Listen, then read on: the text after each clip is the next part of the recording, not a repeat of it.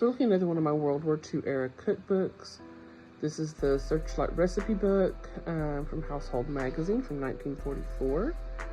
I believe we've looked through this one before, but it still stuns me. The beautiful illustrations that you see in these older cookbooks.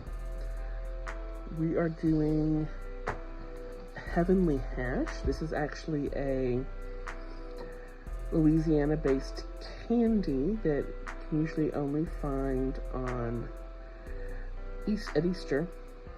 It's one of my wife's favorites, so I thought I would give it a try and see how it turned out. So it calls for 2 cups of sugar, a tablespoon of butter, a half cup of almonds, 2 tablespoons of marshmallow cream, a teaspoon of vanilla, a half cup of chopped pecans, 4 tablespoons grated unsweetened chocolate. I did not bother to grate it. We're just melting it down, and it melted just fine without being grated.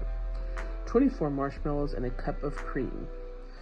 Combine chocolate and sugar, add cream and butter.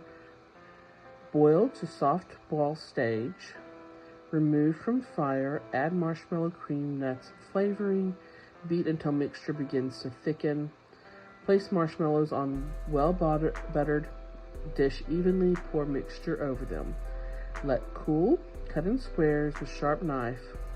And this was sent in by Virginia Cooper of New Orleans. I've got another version of this I might try in a few weeks that is from a textbook from Central Texas that is more contemporary.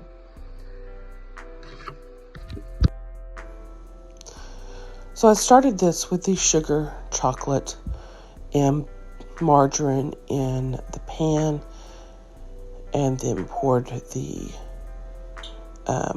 cream in there and began to gently heat that up until everything had combined nicely.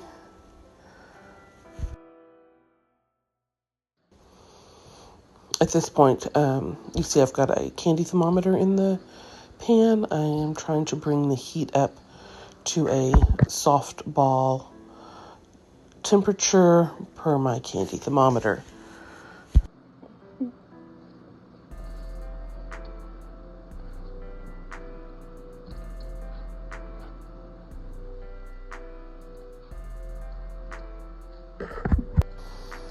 As you can see, it's got a good simmer on it about the time I get to the point, and I have been continuously stirring through this stage.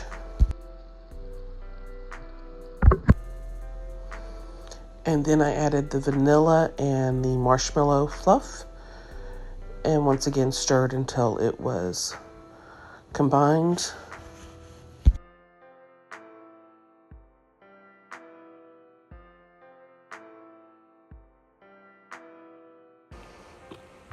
Then came time for adding the chopped pecans and the almonds, and I stirred for a few minutes longer, probably about 5 or so.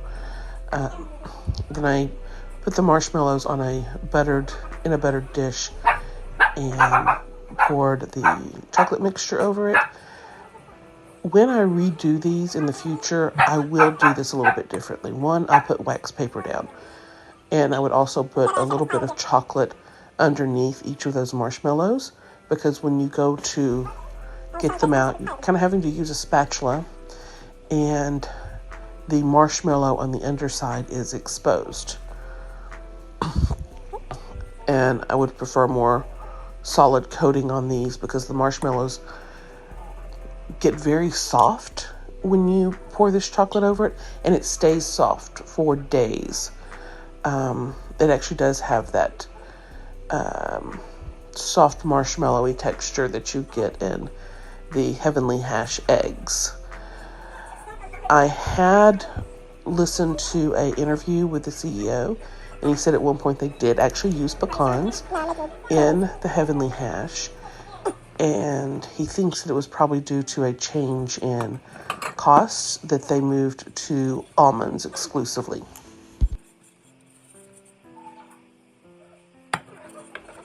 And I'm sorry for my voice right now. I'm voicing this over a few days after I'd cooked, and I have a bit of congestion going on. But this is what they look like in their final product. They were delicious. Once again, I do them a little bit different next time.